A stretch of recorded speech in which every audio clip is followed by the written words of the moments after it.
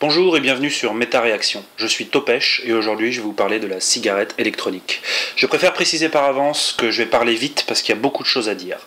Cette vidéo contient énormément d'informations et des informations factuelles. C'est une méta-analyse de tout ce qu'on peut trouver sur internet à propos de la cigarette électronique. Je me dois aussi de préciser que j'ai absolument aucun conflit d'intérêt personnel. Je ne travaille ni pour les intérêts pharmaceutiques, ni pour l'industrie du tabac, ni pour les marchands de cigarettes électroniques. Je suis un simple particulier, ancien fumeur et usager quotidien de la cigarette électronique, qui est indigné et révolté face à la désinformation ambiante au sujet de la cigarette électronique qui est un produit révolutionnaire. Je suis outré par le fait qu'il risque très probablement d'être fortement contrarié par les pouvoirs publics et par diverses lois européennes d'ici septembre, d'ici quelques mois. Alors la cigarette électronique, qu'est-ce que c'est? C'est une manière de consommer la nicotine, premier produit qui rend les gens accros à la cigarette. La grande différence, c'est que dans une cigarette classique, pour avoir son shoot de nicotine, vous êtes obligé d'ingérer plus de 4000 substances ultra toxiques et manipulées en laboratoire pour créer une addiction encore plus forte. Plus de 50 substances dans la cigarette provoquent le cancer. C'est prouvé. La cigarette électronique, c'est un atomiseur qui permet de chauffer un liquide, et en chauffant ce liquide, on va créer une vapeur qui va être aspirée, et qui va donc donner la nicotine, d'une manière gestuelle et comportementale proche du tabac, avec l'extrême nocivité en moins, et le plaisir en plus. Ici, dans la cigarette électronique, il n'y a pas de combustion, c'est là que tout se joue. En effet, quand vous fumez, c'est-à-dire quand vous brûlez quelque chose pour en aspirer la fumée, quoi que ce soit, tabac, cannabis, peau de banane, mais le tabac en particulier, vous tapissez vos voies respiratoires de goudron mortel et de substances ultra toxiques. Rajoutez à ça la grande quantité de saveurs très agréables dans les cigarettes électroniques et le côté gestuel de la vraie cigarette, et voilà pourquoi ce produit, qui existe depuis 2003, inventé par un chinois dont le pharmacien dont le père est mort d'un cancer du poumon, ce produit fait un véritable tabac, sans vilain jeu de mots bien sûr. Et pourquoi ce produit fait trembler de nombreux intérêts milliardaires? Par exemple le lobby pharmacochimique qui va avoir encore plus de mal qu'avant à refourguer leurs patchs peu efficaces et leurs pastilles et chewing-gum nicotinés si dégueulasses, si impopulaires et si inefficaces pour ma part. Le tout en n'oubliant pas de les vendre au même prix que les clopes, bah bien sûr. La cigarette électronique, nos amis de Big Pharma ne l'ont pas vu venir et sentent donc les millions leur échapper. Attardons-nous ici sur du factuel, des chiffres, des statistiques, des études médicales sur la e-cigarette. Car oui, il y en a, mais bizarrement, les médias dominants n'aiment pas trop en parler, ou font semblant de les ignorer. Avant ça, on va faire un petit rappel sur le tabac. C'est pas très agréable, mais il faut le faire. Le tabac, et là c'est des statistiques officielles, c'est un Boeing qui tombe tous les jours sur la France. 200 personnes meurent par jour. 73 000 morts par an en France, liées au tabac. Ça tue notamment de plus en plus les femmes qui fument de plus en plus jeunes. Le tabagisme actif est considéré comme responsable de 9 cas sur 10 dans les cancers du poumon. Un fumeur sur deux mourra parce qu'il est fumeur, c'est-à-dire que quand vous croisez un fumeur dans la rue, malheureusement, vous avez une chance sur deux d'avoir raison en prétendant que vous savez déjà de quoi cette personne va mourir. Rappelons que le tabac a déjà tué au bas mot 100 millions de personnes au cours du XXe siècle, faisant plus de victimes que les 2 guerres mondiales réunies. L'historien des sciences Robert Proctor prédit plus d'1 milliard de morts provoquées par le tabac d'ici la fin du siècle. Vous avez bien entendu, un être humain sur 7 en mourra avant 2100. Ça c'est dit, et c'est très important de bien situer le contexte avant de parler de la cigarette électronique, dont l'usage régulier, pratiqué par des millions de personnes dans le monde depuis 2003, n'a encore tué personne. C'est aussi important de se rappeler à quoi sont occupés les cigarettiers, ces briseurs de famille en costume cendré, vendre le seul produit existant qui tuera un de ses clients sur 2.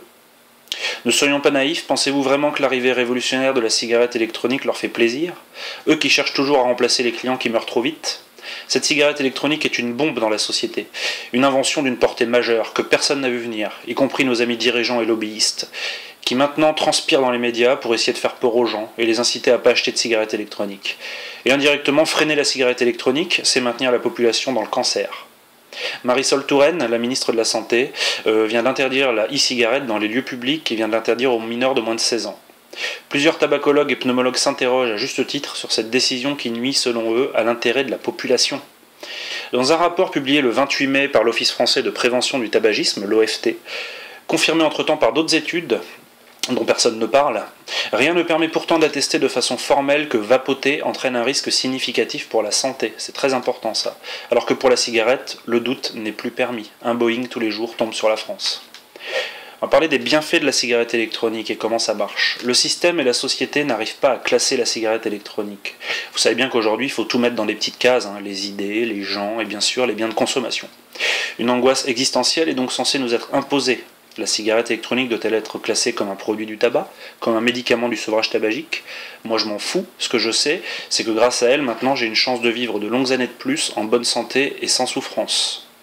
D'autant plus que cette volonté de catégoriser ce produit est infondée. Tout dépend de ce qu'on fait de la cigarette électronique. Chacun voit midi à sa porte en fonction de sa motivation à l'avoir achetée. Mais ça, allez le faire comprendre à nos gouvernants, qui veulent à tout prix imposer une orientation bien précise à ce produit, certainement par intérêt financier, alors qu'il peut convenir à différents cas de figure. Par exemple, pour celui qui a envie de diminuer sa consommation de tueuses, c'est comme ça qu'on doit appeler les vraies cigarettes ringardes maintenant, en économisant une petite fortune en temps de crise et en épargnant sa santé. Ainsi, des gens ont été pris par surprise, fumeurs curieux, ils ont voulu essayer sans avoir l'intention d'arrêter de fumer. Résultat, ils ont arrêté eux-mêmes la cigarette sans l'avoir cherché au départ. C'est mon cas. C'est vraiment ça qu'on veut brider ou qu'on veut freiner?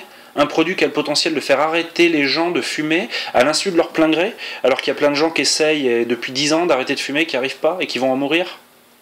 Il y a aussi ceux qui voient dans la cigarette électronique une alternative plus saine et moins chère, et donc arrêtent totalement la cigarette pour fumer à la place la cigarette électronique. Il passe du statut de fumeur semi-suicidaire par ignorance à vapoteur conscient qu'il a maintenant un véritable choix, agréable qui plus est, de fumer, entre guillemets, différemment. On trouve aussi des gens qui sont dans une réelle démarche d'arrêt définitif de tout acte de fumée.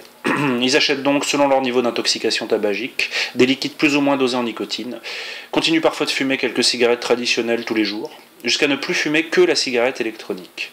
Une fois qu'ils n'ont plus que la cigarette électronique, il ne leur reste plus qu'à diminuer progressivement au rythme qu'ils veulent la dose de nicotine dans les liquides qu'ils achètent, jusqu'à perdre toute dépendance à ce produit, ne laissant que la dépendance, si on peut l'appeler ainsi, comportementale et gestuelle, qui est, à mon avis, à n'en pas douter, pour la plupart des gens, une dépendance beaucoup moins virulente que celle de l'ingestion dans le cerveau d'un produit directement addictif tel que l'est la nicotine.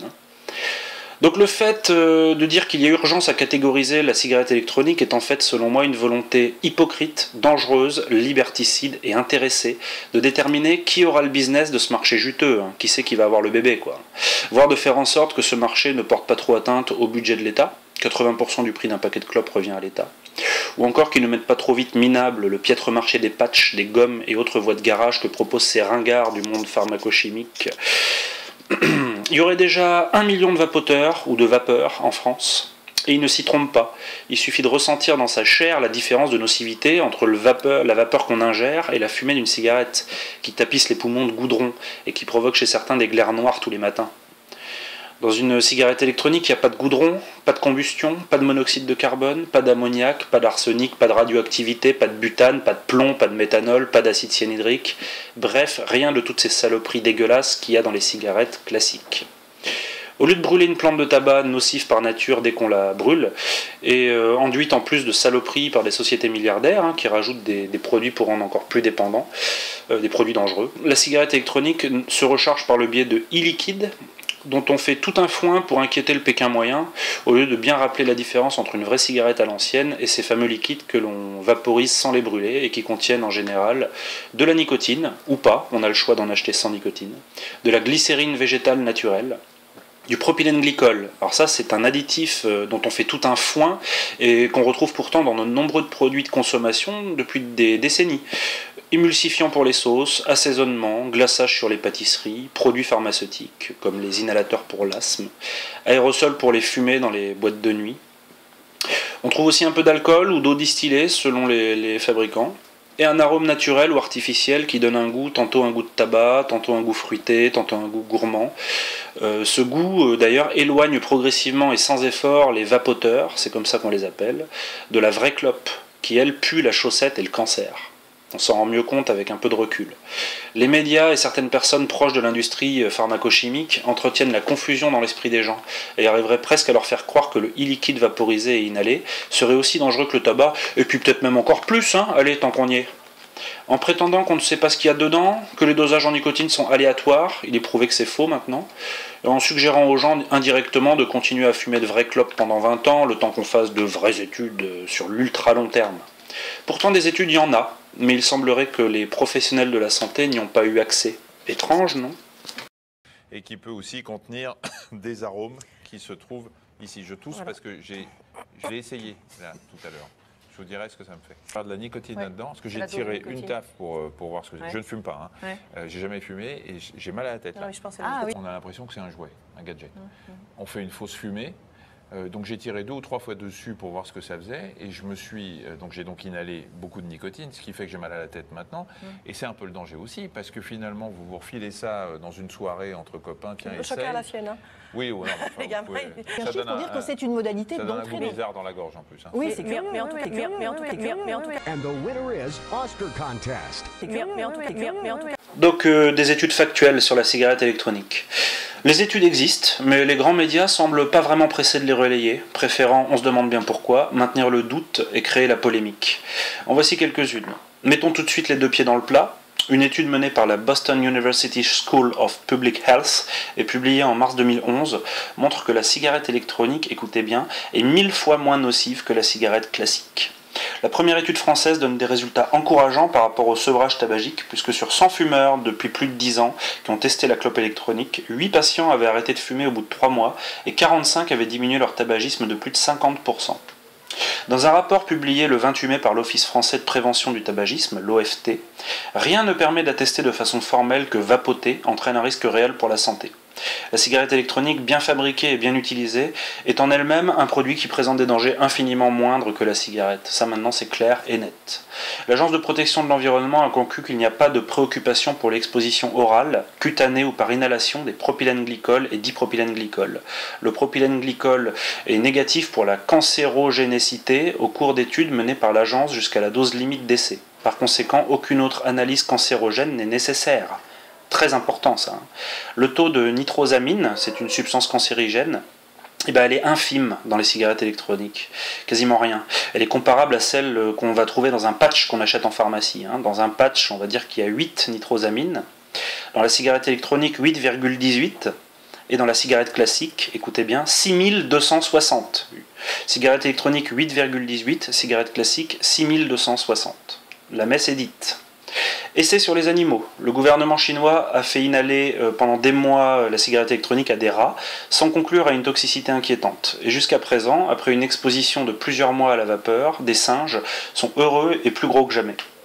Les doses administrées représentaient 50 à 700 fois la quantité de glycol que l'animal pouvait absorber en respirant un air saturé de glycol. Les observations comparatives sur les taux de croissance, les numérations globulaires, les examens d'urine, les tests de la fonction rénale, de la fertilité et l'état général des groupes ne présentaient pas de différence majeure, à l'exception du fait que les rats dans les atmosphères exposées au glycol avaient gagné en poids. Les rats blancs exposés en continu à des taux de 55 à 112 ppm de propylène-glycol pendant 18 mois n'ont montré aucun effet indésirable sur la reproduction, alors que le tabac, lui, a des propriétés négatives connues sur la fertilité et l'impuissance, comme c'est indiqué sur les paquets de cigarettes. Une étude italienne a été publiée le 24 juin 2013 dans PLOS ONE pour y voir plus clair sur la cigarette électronique en tant qu'aide au sevrage tabagique. Résultat, il y a eu une diminution du tabagisme de 22,3% après 12 semaines d'utilisation et de 10,3% un an plus tard. 10,7% des individus ne fumaient plus du tout après 12 semaines. Est-ce que vous en avez entendu parler sur TF1 ou sur France 2 ? Cette étude, même si scientifique, semble limitée malgré tout parce que les liquides imposés n'étaient pas bons selon un des chercheurs, et le goût du liquide serait, selon lui, aussi déterminant que le dosage en nicotine. Le modèle de cigarette utilisé était has-been et de mauvaise qualité. Enfin, le groupe de personnes testées avait aussi déclaré dès le début ne pas être dans une démarche d'arrêt du tabac. Des résultats scientifiques et déjà encourageants, malgré certains freins soulevés par les chercheurs eux-mêmes. Une autre étude sur les principales marques européennes de cigarettes électroniques vient de montrer que la plupart des produits sont de qualité pharmacologique. On peut voir aussi sur le Nouvel Observateur que les pneumologues défendent la cigarette électronique. Longtemps sceptiques, les médecins, par la voix des pneumologues, et aussi beaucoup des tabacologues, apportent un soutien franc à la e-cigarette. Les témoignages de fumeurs les ont convaincus de son intérêt dans la lutte contre le tabac. Dans l'édition du mois d'août de la Lettre du Souffle, la Fondation du Souffle fait le point sur la cigarette électronique. Et au vu des preuves scientifiques qui s'accumulent, les pneumologues refusent de regarder passer le train de la e-cigarette sans monter dedans. Devant l'enthousiasme des milliers de fumeurs qui ont arrêté de fumer ou qui ont diminué leur consommation de tabac, les pneumologues mettent en avant la toxicité bien moins importante de la e-cigarette par rapport à la cigarette traditionnelle.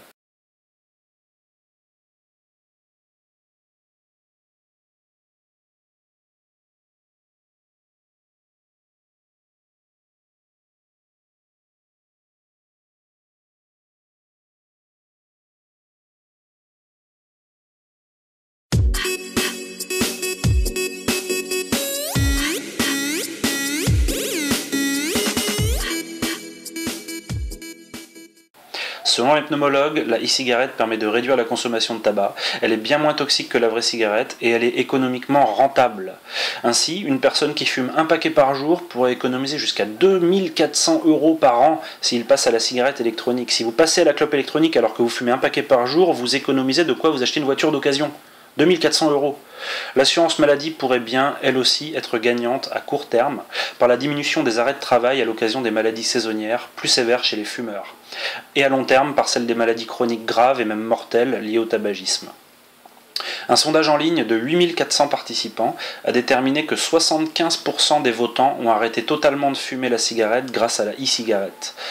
Non scientifique, mais à prendre en compte tout de même, vu le volume de votants. Selon l'addictologue William Lowenstein, président de SOS Addiction, la e-cigarette est une promesse thérapeutique extraordinaire.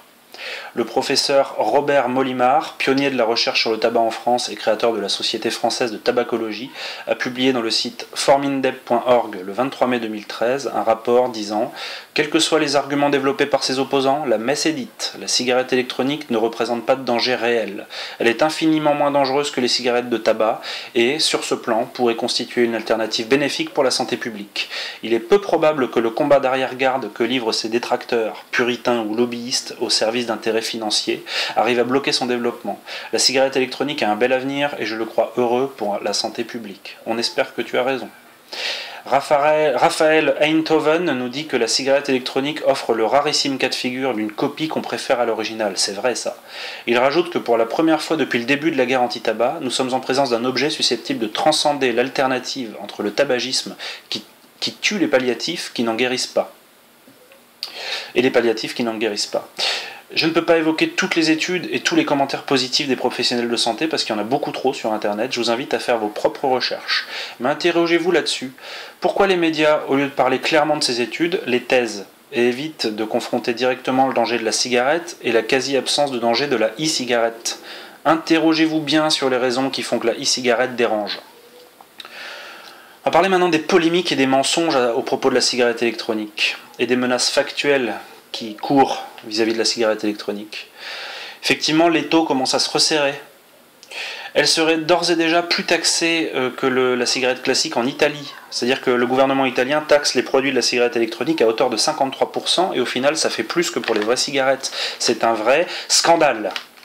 Il y a aussi les USA qui réfléchissent à interdire la vente en ligne. Tiens donc. Et en Europe, donc, on va nous faire voter une loi en septembre qui, on ne sait pas vers quoi on va, mais je sens que ça va mal se passer. Jean-François Ether, professeur en santé publique à l'Université de Genève, nous le dit pourtant. La cigarette électronique est une alternative qui peut sauver des millions de vies. Il ne comprend absolument pas les déclarations décevantes du ministère de la Santé qui vont à l'encontre de l'intérêt de la population. Je le répète doucement, qui vont à l'encontre de l'intérêt de la population. Ça a le mérite d'être clair. Selon lui, la qualité scientifique du rapport français mené par le professeur Dotzenberg n'est pas du tout à la hauteur. Les vrais experts sur la cigarette électronique, les anglo-saxons, n'ont même pas été invités. Le niveau de littérature et d'interprétation des résultats est de très mauvaise qualité. Ce sont pour lui les experts eux-mêmes qui sont des dangers pour la santé publique. Vous vous rendez compte ce qu'il dit ? Selon lui, la cigarette électronique est probablement une révolution en matière de santé publique. Des analystes financiers projettent que d'ici à 10 ans, les ventes de cigarettes électroniques dépasseront celles du tabac. Ça représentera 700 milliards de dollars. Un expert, le professeur Robert Molimar, pionnier dans la recherche sur la tabacologie, n'hésite pas à pointer du doigt de probables arrangements entre lobby pharmaceutique et gouvernement européen dans les prises de décision sur la e-cigarette. Comment ne pas s'interroger quand la plupart des experts du rapport de l'OFT, dont Bertrand Dotzenberg, Béatrice Lemaître, Gérard Materne, déclarent avoir des liens, voire des contrats avec des groupes pharmaceutiques? Il y a évidemment conflit d'intérêts. C'est pas moi qui le dis, c'est un professeur. Il ne fait aucun doute, selon l'éminent professeur, que la décision de Marisol Touraine résulte de pressions menées par ces mêmes groupes industriels. À l'heure où la Commission européenne réfléchit à la réglementation des cigarettes électroniques, ils sont plutôt en train de réfléchir comment ils vont pouvoir nous la mettre à l'envers, les lobbies pharmaceutiques font tout pour que le vaporisateur, devenu un sérieux concurrent aux patchs et autres gommes à mâcher nicotinées qu'ils vendent, soit condamné à mort. Et oui les amis, les prévisions économiques disent que le marché de la e-cigarette pèsera 100 millions d'euros à la fin de 2013, soit l'équivalent des substituts nicotiniques. On comprend mieux le problème. Le groupe Altria, la multinationale américaine propriétaire de la marque de cigarettes Marlboro, voit ses ventes de cigarettes en baisse de plus de 5% pour le premier trimestre 2013, ce qui correspond à un chiffre d'affaires décroissant de 2,5% par rapport à la même période en 2012. En gros, Marlboro vend moins et Marlboro s'inquiète. Altria Group a annoncé à la fin du mois de mars 2013 vouloir rentrer sur le marché juteux de la cigarette électronique au second semestre 2013 en sortant leur propre modèle. Tiens donc! Les analystes financiers annoncent la couleur et promettent des perspectives financières très négatives à certaines compagnies de cigarettiers. Selon eux, à l'horizon 2020, la cigarette électronique va ronger leur marché et va donc les empêcher de ronger les poumons des gens. Et oui, c'est triste, hein. Selon ces analystes, la cigarette électronique risque d'être le plus gros boom de l'industrie du tabac, si on pouvait la qualifier ainsi, depuis 200 ans. La conclusion, c'est qu'il faut la défendre. Vous l'aurez compris, je suis un vapoteur convaincu, un ancien fumeur. J'avais essayé en 2008 les premières look-alike, c'est les cigarettes qui ressemblent à des vrais clopes. À l'époque où quasi personne ne connaissait ça. On me regardait comme un alien. Ça restait moyen, c'était un gadget. D'ailleurs, je vous déconseille fortement les cigarettes jetables vendues en bureau de tabac, celles qui ressemblent à la bonne vieille clope, parce qu'elles risquent bien de décourager les débutants par leur médiocrité et leur inefficacité. Maintenant, je suis heureux de ne plus donner du fric pour avoir une chance sur deux de mourir. J'ai essayé les cigarettes électroniques d'aujourd'hui, modèle avec réservoir transparent, EGO, Stardust, Protank, il y en a plein, hein. Et j'adore. Je me passe de la vraie clope de plouc sans souffrir, étant donné que plus on fume la e-cigarette, plus on s'éloigne de la vraie cigarette, et plus on la trouve immonde dès qu'on a la mauvaise idée d'y retoucher. Ce goût malsain, ce goût de danger et de chaussettes. C'est une alternative énorme, une solution qui ringardise les cigarettes et met en avant avec beaucoup plus de force leur nocivité. Très informé sur le sujet, je n'ai qu'une infime confiance envers nos dirigeants. Constat fondé sur une étude attentive et pas juste sur un procès d'intention gratuit. Je me suis acharné à analyser et à comprendre mon environnement et ça paye cash en matière de compréhension globale. J'ai aussi beaucoup vu le petit manège médiatique, politique et économique qui tourne autour de la e-cigarette et je m'attends, effectivement, par le biais de l'UE surtout, à des croche-pieds scandaleux vis-à-vis du peuple comme d'habitude. Sous prétexte de nous protéger, on va bientôt brider notre liberté de ne pas mourir du tabac. Comment ? Je m'attends dur comme fer à ce que l'Union européenne applique des mesures restrictives, prétendument d'encadrement, visant à rendre la e-cigarette moins populaire, moins facile d'accès et moins efficace. Mes prévisions météo ? Les liquides, confiés au lobby pharmaco-chimique, donc taxés progressivement et vendus en pharmacie, avec 5 pauvres saveurs qui se battent en duel. Aujourd'hui on en a 100, bientôt on aura tabac, menthe, fruits, café et puis basta quoi. Abaissement du taux de nicotine dans les liquides, oh bah tiens, ça tombe bien, ça rendra la vapote inefficace pour plein de gens, ils parlent de la limiter à 4 mg de nicotine. Ça empêchera le fonctionnement, l'efficacité, et ça repoussera les gens vers le tabac, comme par hasard. Cette petite vapoteuse a tout pour énerver, car elle met en porte-à-faux et en danger de nombreux intérêts. Elle déclare avec force évidence les immenses conflits d'intérêts qui s'entrechoquent l'État, 80% du prix du tabac est reversé à l'État. L'Europe, le lobby du tabac est très influent en Europe, c'est prouvé, renseignez-vous sur Google. Les cigarettiers, qui voient leur perspective d'avenir menacée, les analystes financiers le disent clairement. Les buralistes, qui en France assimilent d'une manière mensongère la e-cigarette à un produit du tabac, pour bien sûr essayer d'avoir l'exclusivité des ventes sur le territoire. Et selon moi, la menace la plus directe, Big Pharma, et le lobby pharmaco-chimique milliardaire qui voit ses produits inefficaces et dégoûtants, les patchs, les gommes, etc., être boudés à juste titre au profit d'une alternative qu'ils n'ont pas vu venir. Ils n'ont pas su se positionner sur le marché de la cigarette électronique. Et ils vont maintenant jouer des coudes pour en avoir l'exclusivité, sous prétexte de la présence de nicotine dans les liquides et de la volonté de médicaliser le produit. Médicaliser le produit, ça reviendrait mécaniquement à leur accorder l'exclusivité des bénéfices énormes actuels et à venir sur la e-cigarette. Problème, médicaliser le produit reviendrait à accepter son efficacité thérapeutique. Alors comment est-ce qu'ils vont faire pour retourner leur veste par rapport à la campagne de désinformation massive et au battage exagéré qu'ils opèrent à propos des risques inconnus, on sait pas trop, on verra dans 20 ans peut-être qui sait. Tout ce petit monde s'agite et transpire à l'idée que des milliards leur passent sous le nez. Donc on s'arrange avec la morale et la vérité comme on peut. La vérité, c'est que la e-cigarette n'a pas prouvé de graves dangers, bien au contraire. Le tabac, par contre, va tuer 1 milliard de personnes d'ici la fin du XXIe siècle, un être humain sur 7. Toute tentative intéressée et hypocrite de freiner la pénétration de la cigarette électronique sur le marché revient donc à mettre en danger de mort des millions de personnes. Une chose qu'il est impossible de laisser passer, en restant les bras croisés ou en contestant mollement dans son coin. J'ai signé la pétition disponible sur le site de l'association EDUS, je n'ai aucun lien avec eux, mais je vous invite à y aller. Et je vous invite à faire la même chose, à signer cette pétition et à donner un petit commentaire. Et plus encore de vous investir, car je connais trop bien les politiques et les industriels pour les croire capables de nous foutre la paix. Scandale sanitaire en vue, selon moi. Même si j'ai pas de boule de cristal, hein, ma connaissance de nos amis les politiques, les lobbyistes, les industriels, etc. me pousse clairement à croire qu'ils ne sont pas à sa près dans les nombreuses infamies qui constituent notre époque. Hein, ça leur fait pas peur de brider quelque chose de miraculeux comme ça. Il n'y a pas de fumée sans feu, sauf bien sûr dans le cas de la cigarette électronique, et c'est bel et bien le fait que ce produit les dépasse complètement. Ils n'ont pas vu venir ce produit, ils n'arrivent pas à le comprendre ni à le classer, et surtout ils n'arrivent pas à récupérer pour l'instant les énormes profits actuels et à venir. Ne soyons pas naïfs pour une fois. Ils vont s'évertuer à modifier la donne actuelle, et ma conviction profonde est que ce sera certainement pas pour le bien des utilisateurs.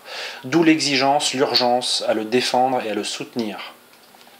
Malgré les attaques fallacieuses, les manœuvres de diabolisation des vapotophobes, malgré les avertissements frileux des organismes publics, le succès de la cigarette électronique est irrésistible. Le bouche à oreille, les forums, les réseaux sociaux contribuent directement ou indirectement à la démocratisation de cette invention aussi heureuse qu'inattendue en termes de santé publique. Malgré tout ça, vous sentez que noyé dans le flot de Secret Story et du vacarme de la société, on va vous mettre en danger dans une indifférence quasi générale des masses manipulées par les médias ? Comptez-vous ne rien faire, protester mollement, ou défendre votre droit à la santé et au sevrage de la tueuse? Serez-vous surpris quand ils vous empêcheront de commander matériel et illiquide à l'étranger? Qu'on vous bloquera les sites étrangers, on ne pourra plus commander en France. Que vous serez obligé d'aller en pharmacie avec 5 arômes au choix? Est-ce que vous sentez notre impuissance à tous? Que faire quand tout un système condamne la vapote, dans l'indifférence de 98% de la population? Que faire quand leurs manèges sont si mortifères, si intéressés et si grossièrement visibles qu'on a envie de hurler au scandale dans un silence assourdissant? Que faire quand on est un simple citoyen et qu'on voit bien la suite venir, et qu'on sait qu'on va rien pouvoir faire face à l'injustice de nos dirigeants? L'EDUS et ses 30 000 signataires dont je fais partie seront-ils assez forts pour lutter contre les intérêts milliardaires déterminés à nous la mettre à l'envers? Et tout ça, ça va se faire dans un cynisme et dans une froideur écœurante. Préparez-vous à être scandalisés. Certains ici vont reprendre le tabac à cause de nos gouvernants. J'ose le dire, on va vers un scandale sanitaire. De nombreuses personnes vont mourir à cause de ça. Mais bon, que voulez-vous, citoyens? Le bon sens lui-même ne prévaut rien face à la lâcheté ou la corruption de nos gouvernants soumis à des intérêts privés milliardaires, ou bien par ignorance ou par intérêt bien senti. Ne soyez pas candides. Tous les jours en France, un Boeing tombe du ciel. 200 morts par jour dans notre pays directement liés au tabac. Pensez-vous que la morale étouffe les cigarettiers? Il faut vraiment cesser d'urgence la naïveté, qui laisse le champ libre à des affreux en costard-cravate, car ça va tuer des millions de personnes supplémentaires.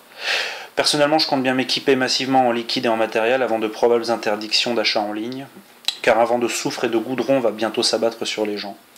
Plus grave que le bruit des bottes, le silence des pantoufles. Et encore plus grave que le silence des pantoufles, la naïveté du bon peuple. Protestez, informez-vous, expliquez aux fumeurs ce qu'ils perdent à ne pas essayer la cigarette électronique et équipez-vous en provision des mauvais jours à venir par rapport aux lois. Faites tourner cette vidéo, faites circuler l'information libre et informez votre entourage. Merci.